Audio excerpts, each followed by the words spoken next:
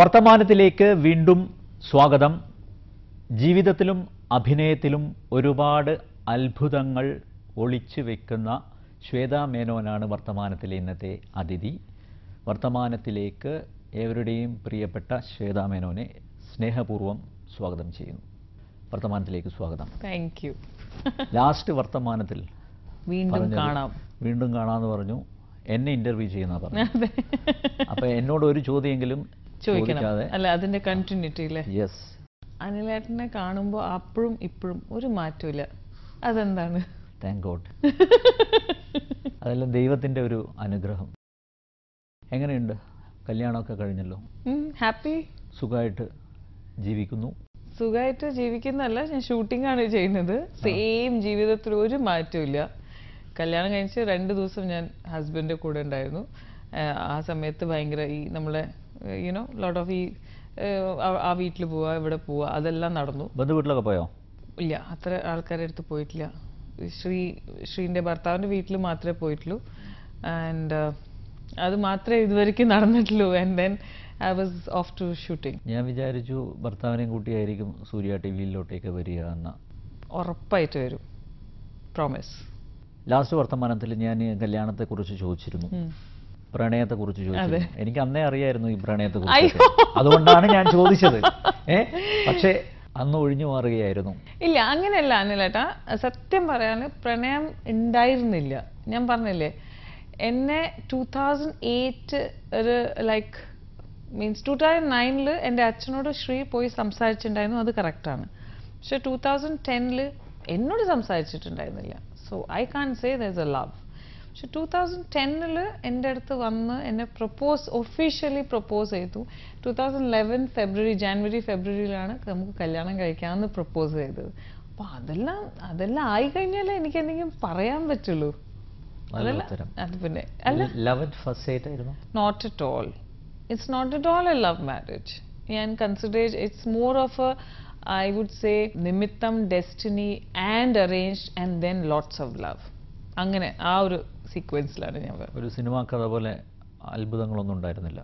ഒന്നുമില്ല, പക്ഷെ കുറേ സർപ്രൈസസ് ഉണ്ടായിരുന്നു. എന്താ പറയുക, നമ്മൾ അത്ര കണ്ടിട്ടുമില്ല, ബിക്കോസ് ഞാൻ ഇവിടെ ഷൂട്ടിംഗ് ചെയ്യണത്.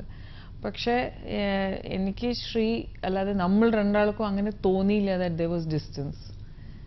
It was more of a phone conversation. അങ്ങനത്തെ ഒരു അഫെയർ എന്ന് പറയേയില്ല, ഞാൻ റിലേഷൻഷിപ്പും പറയില്ല. പക്ഷെ ഒരു നല്ല 2 സുഹൃത്ത് കല്യാണം കഴിക്കുക, അത് that is the only thing.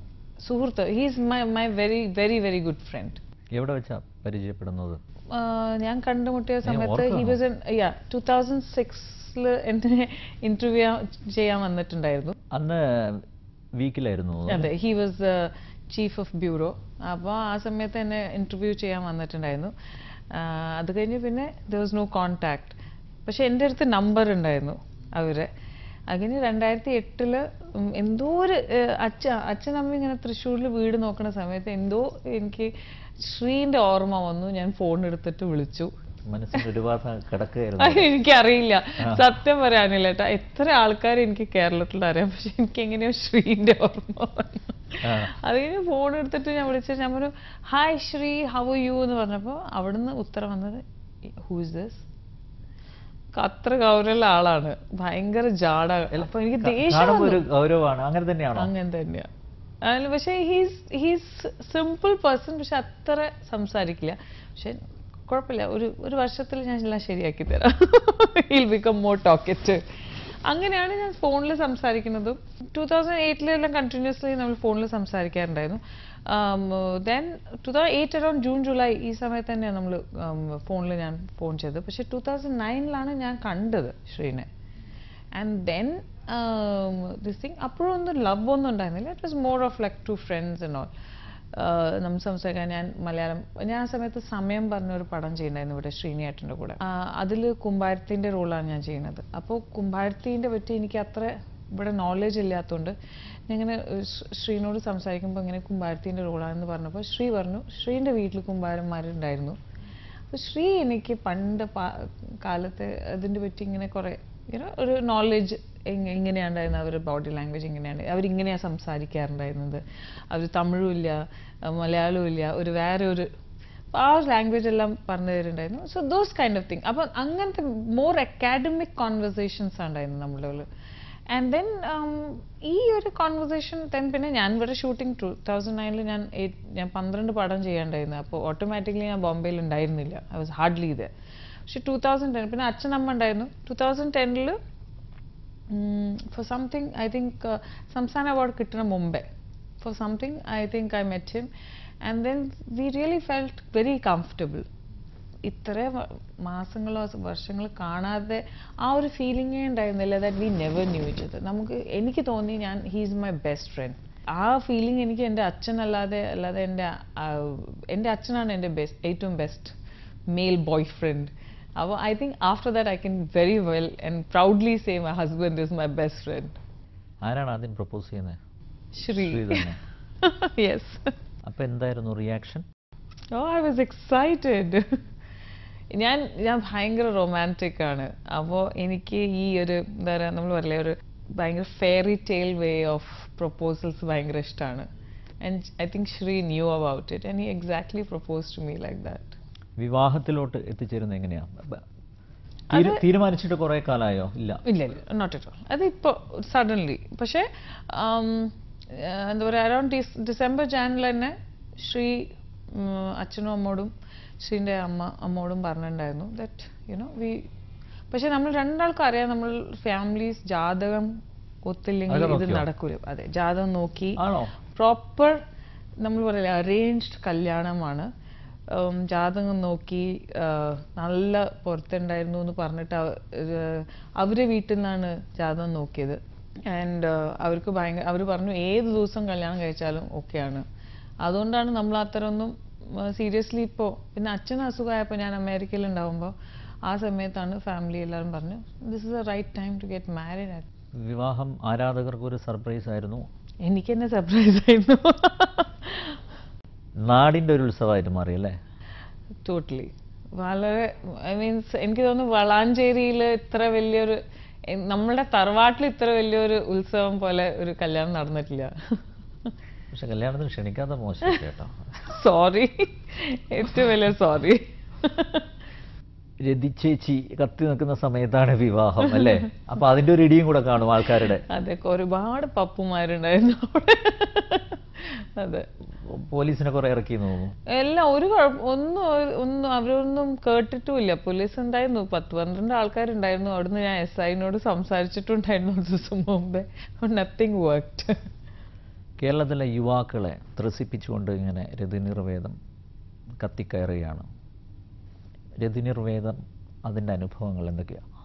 എനിക്ക് തോന്നുന്നു ഞാൻ വളരെ എൻജോയ് ചെയ്ത് മോസ്റ്റ് ഓഫ് ദ ഫിലിംസ് ഞാൻ എൻജോയ് ചെയ്തിട്ടാണ് ചെയ്യുന്നത്. പക്ഷെ രതിനിർവേദം ബിക്കോസ് എനിക്ക് നാട്ടുംപുറം ആ ഒരു ഫീൽ ഞാൻ പണ്ട് തറവാട്ടിൽ വരുമ്പോൾ ആ ഒരു ഫീൽ നമ്മൾ കാണാറുണ്ടായിരുന്നു. ഞാൻ ചമ്മന്തി എൻ്റെ ചേച്ചിമാർ എൻ്റെ വീട്ടിൽ പണിയെടുക്കുന്ന ചേച്ചിമാരെല്ലാം ചെയ്യുന്ന സാധനം അതെല്ലാം ഞാൻ സ്വന്തം ചെയ്തപ്പോൾ എനിക്ക് സത്യം പറഞ്ഞാൽ എൻ്റെ തറവാട്ടിൽ വർക്ക് ചെയ്ത കമലം ചേച്ചി ഉണ്ടായിരുന്നു. കമലം ചേച്ചീൻ്റെ എനിക്ക് ഒരുപാട് ഓർമ്മ വന്നു. അതിൽ ഇന്നുണ്ട് കമലം ചേച്ചി. I think if she ever sees this thing this is exactly tribute to her. Kamalam ചേച്ചി ചെയ്യുന്ന എല്ലാം ചമ്മന്തി അരിക്കലും മാവ് ആട്ടലും പിന്നെ എല്ലാം അത് ഞാൻ സ്കൂളിൽ പഠിക്കുന്ന കുട്ടിയാണ്. പക്ഷേ നമ്മൾ കമലം ചേച്ചി പറഞ്ഞാൽ നമ്മളുടെ കസിൻസ് എല്ലാവരും കമലം ചേച്ചി ചെയ്തിട്ടാണ് ആ ഒരു ഫീലിംഗ് രതി ചേച്ചി. So it was just exactly the same way. യഥാർത്ഥ രതിനിർവേദം കണ്ടിട്ടില്ല ഇല്ല, ഇതുവരെയ്ക്കും കണ്ടിട്ടില്ല. പിന്നെ എങ്ങനെ ഉൾക്കൊള്ളാനായി രതി ചേച്ചി? അയ്യൊന്ന് ഞാൻ ഇത് 1 ലൈൻ കേട്ടപ്പോൾ രാജീവ് ഏട്ടനോട് പറഞ്ഞു, ഞാൻ പഴയ പടം കാണില്ല, ഇസ് ഇറ്റ് ഓക്കെ? രാജീവ് ഏട്ടൻ പറഞ്ഞു അത് വളരെ നല്ലതാണ്. ബിക്കോസ് ഞാൻ എൻ്റെ ഒരു പോയിന്റ് ഓഫ് വ്യൂവിൽ രതി ചേച്ചി കാണിക്കാൻ എനിക്കൊരു ഇതുണ്ടായിരുന്നു, റിക്വസ്റ്റ് ഉണ്ടായിരുന്നു. അത് മാത്രമല്ല പിന്നെ രാജീവ് ഏട്ടൻ്റെ ഐ വാണ്ടഡ് ടു, ഞാൻ നമ്മൾ പറഞ്ഞു ഒരു ആർട്ടിസ്റ്റ് എന്ന നിലയിൽ ഞാൻ I think I wanted director to direct me. അപ്പോൾ ആ ഒരു ഇതുണ്ടായിരുന്നു. പിന്നെ നമ്മൾ പഴയ പടം കണ്ടിട്ട് നമ്മൾ ഇൻഫ്ലുവൻസ് ആയാലോ, അല്ലാതെ ചില ബ്ലോക്സ് ആയാലോ എന്തെങ്കിലും. അല്ല, അതേസമയം കണ്ടിരുന്ന കുറച്ചുകൂടെ നന്നാക്കാമായിരുന്നു. ജയഭാരതി കൈകാര്യം ചെയ്ത അല്ല, അത് എനിക്ക് അതെങ്ങനെ ഞാൻ അവരോട് നന്നായി ചെയ്യുന്നു അങ്ങനെ വിചാരിക്കുന്നുമില്ല ഞാൻ. ബിക്കോസ് ജയഭാരതി മാം ചെയ്യുന്ന ഒരു ബോഡി ലാംഗ്വേജ് അത് that was very comfortable at that time. പക്ഷെ എനിക്ക് ഈ 2011 ഇരുന്നിട്ട് 78ന്റെ ബോഡി ലാംഗ്വേജാണ് കാണിക്കാനുണ്ടായിരുന്നത്. So it was difficult for me you know, because ഞാനിങ്ങനെ അർബൻ സിറ്റീസിൽ വളർന്ന് ഒരു കുട്ടി, മീൻസ് മെട്രോസിൽ വളർന്ന് I had to show the village well, ആ ഒരു ബോഡി ലാംഗ്വേജ്. പിന്നെ കുറച്ച് തടിച്ചിട്ടുണ്ടായിരുന്നു ഈ റോളിന് വേണ്ടിയിട്ട് സ്പെഷ്യലായിട്ട്, ബിക്കോസ് വാരി വലിച്ചു തിന്നു നന്നായി, അത് അങ്ങനെ തന്നെ ഇഷ്ടമാണ്. അപ്പോൾ ആ ഒരു ഇത് ബിക്കോസ് ആ ബോഡി ലാംഗ്വേജ്, ആ ബോഡി ഷേപ്പ്, ആ ഒരു യുനോ ആ സമയത്ത് ഒരു നല്ല ഫുള്ളർ വുമൻ ഉണ്ടായിരുന്നു. അപ്പോൾ ആ ഒരു ഫീല് കിട്ടാൻ വേണ്ടിയിട്ട്. ഈ അർബൻ ലൈഫ് പെട്ടെന്ന് റൂറൽ ലൈഫിലോട്ടേക്ക് ഷിഫ്റ്റ് ചെയ്യുമ്പോൾ എന്തൊക്കെ ഡിഫിക്കൽട്ടീസ് ഉണ്ടായിരുന്നു? ഓട്ടോമാറ്റിക്കലി ഞാനിപ്പോൾ ഒരു മോഡലാണ്, ഞാൻ ഹീൽസ് ഇട്ടിട്ട് നടക്കണ യുനോ ദാറ്റ് പർട്ടിക്കുലർ സ്ലിപ്പേഴ്സും ഇല്ല ചില സ്ഥലത്ത്. പിന്നെ പാവാട ധാവണി ഇടാത്ത ഞാൻ ചെറിയ കുട്ടിയാകുമ്പോൾ ഇട്ടിട്ടേ ഉള്ളൂ അത്. പിന്നെ ഒരു നോർമൽ നമ്മൾ പറയുന്നത് ജസ്റ്റ് എ നോർമൽ, വളരെ ജാസ്തി ചൂടുള്ള സ്ഥലത്താണ് നമ്മൾ ഷൂട്ട് ചെയ്തത്. മാവേലിക്കര, നമ്മൾ ഫെബ്രുവരിയിലാണ് ഷൂട്ട്, മാവേലിക്കരയും ഹരിപ്പാടും ആ ഒരു സ്ഥലത്താണ്. അപ്പൊ നല്ല ചൂടുണ്ടായിരുന്നു. അപ്പൊ ഇപ്പൊ ഇത്ര വലിയൊരു മുടിയും യുനോ അതെല്ലാം ഇട്ടിട്ട് ഇങ്ങനെ വേർത്ത് പിണ്ടിയാവുമ്പോൾ എനിക്ക് എപ്പോഴും you know I wanted to just remove the hair you know. That was the authenticity. വേർപ്പുണ്ടായിരുന്നു, അത് തന്നെ, അതും ഒരു പാർട്ട് ഓഫ് ദ ക്യാരക്ടർ ഉണ്ടായിരുന്നു. ടച്ചപ്പ് ഒന്നും ചെയ്യാതെ, മേക്കപ്പ് അത്ര ഒന്നും ചെയ്യാതെ ഒന്നുമില്ല. ബിക്കോസ് മനോജ് ഏട്ടൻ്റെ കൂടെ വർക്ക് ചെയ്യുമ്പോൾ ആ ഒരു കോൺഫിഡൻസ് ഉണ്ട്, ഞാൻ എങ്ങനെ പോയാലും എന്നെ നന്നായി കാണിക്കുമെന്ന്. സോ ആ ഒരു കോൺഫിഡൻസ്. സോ മേക്കപ്പ് ഒന്നും ഉണ്ടായിരുന്നില്ല, just I had to just ആ ഒരു ഹെയർ ലെങ്ത് മാത്രമേ ഉണ്ടായിരുന്നുള്ളൂ. അല്ലാതെ ഒന്ന് ഓവർ ദ ടോപ്പ് ഒന്നും ഞാൻ ചെയ്തിട്ടില്ല അതിൽ. പിന്നെ കുക്കു പരമേശ്വരനാണ് കോസ്റ്റ്യൂം ചെയ്തത്. പിന്നെ ഭീമ ജ്വല്ലേഴ്സ് ആണ് റിയൽ ഗോൾഡ് ഓർണമെന്റ്സ് തന്നത്. അപ്പോൾ ആ ഒരു ഫുൾ രതി ചേച്ചി ആവാൻ വേണ്ടിയെല്ലാം ശങ്കരേട്ടനാണ് മേക്കപ്പ് ചെയ്തത്. So it was just makeup means ഒന്നുമില്ല, ജസ്റ്റ് കൺമഷി. ഷൂട്ടിംഗ് കാണാൻ നല്ല തിരക്കായിരുന്നു. നല്ല തിരക്കുണ്ടായിരുന്നു. അതെ. ജയഭാരതി അടുത്ത് ഫോണിൽ പോലും സംസാരിച്ചു? ഇതുവരെയ്ക്കും സംസാരിച്ചിട്ടില്ല. ഞാൻ ആക്ച്വലി എൻ്റെ ഡ്രീമാണ്, ഞാൻ മാമിൻ്റെ കൂടെ ഈ പടം കാണാൻ പോയാൽ I will be more happy. Just a dream, I know that. സുരേഷിനോട് പറഞ്ഞുകൂടായിരുന്നോ ഒന്ന് ഇൻവൈറ്റ് ചെയ്യാൻ? ആക്ച്വലി നമ്മൾ ഒരുപാട് ട്രൈ ചെയ്തു, പക്ഷെ I think you had an interaction with Krishnachandran. അതെ, കൃഷ്ണേട്ടൻ്റെ കൂടെ എന്താ പറയുക, പൂജയ്ക്ക് കൃഷ്ണേട്ടൻ എന്നെ ഒരുപാട് അഡ്വൈസ് ചെയ്തു. കൃഷ്ണേട്ടൻ പറഞ്ഞു വളരെ തിൻ ലൈനാണ് ഇത്, ലവ് അല്ല, ഇത് ഇൻഫാക്ച്വേഷൻ ആണ്. അത് ഇൻഫാക്ച്വേഷൻ ലവ് വരെ പോയിട്ട് അത് ലസ്റ്റ് ആക്കരുത്, യുനോ ലസ്റ്റോ അല്ലാതെ വൾഗാരിറ്റി അല്ലാതെ അത് ആക്കരുത്. ഇറ്റ്സ് വെരി തിൻ, ഭയങ്കര ജെന്വിൻ. ബിക്കോസ് രതി ചേച്ചിക്കും ഇങ്ങനെ ഒരു അറ്റൻഷൻ ഈ ജീവിതത്തിൽ കിട്ടിയിട്ടില്ല. സഡൻലി ഒരു പപ്പു, ഒരു പയ്യൻ, രതി ചേച്ചിക്ക് ആ ഒരു അറ്റൻഷൻ കിട്ടുമ്പോൾ ആ ഒരു ജെന്വിനിറ്റി, ആ നൈവ്നെസ് ഉണ്ട്. It's A give. രണ്ടാളും നൈവ്ലി ഓർ ഇന്നസെന്റ്ലി റിയാക്ട് ചെയ്യാണ് സിറ്റുവേഷൻസിന്. അല്ലാതെ എന്താ പറയുക, പപ്പു ഒരു 2-3 ഗേൾ ഫ്രണ്ട് അങ്ങനെയല്ല. പപ്പുവിൻ്റെ ആദ്യത്തെ ഇൻഫാക്ച്വേഷൻ ആണ്. സൈമിൾട്ടേനിയസ്ലി രതി ചേച്ചിൻ്റെ ഇത് ഫസ്റ്റ് ടൈം ഒരു അറ്റൻഷൻ ഷീസ് ഗെറ്റിംഗ് യുനോ. ഈ സിനിമ കഴിഞ്ഞപ്പോഴേക്ക് പപ്പു വഴി തെറ്റിയോ? അതറിയില്ല, പപ്പുവിനോട് തന്നെ ചോദിക്കണം. അല്ല, ശ്വേത പറഞ്ഞു. പക്ഷെ പപ്പു ഭയങ്കര കോൺഫിഡൻസ് ആയി, അതെനിക്ക്. ആണല്ലേ? ഈ ശ്വേത പറഞ്ഞതുപോലെ ഒരു തിൻ ലൈനാണല്ലേ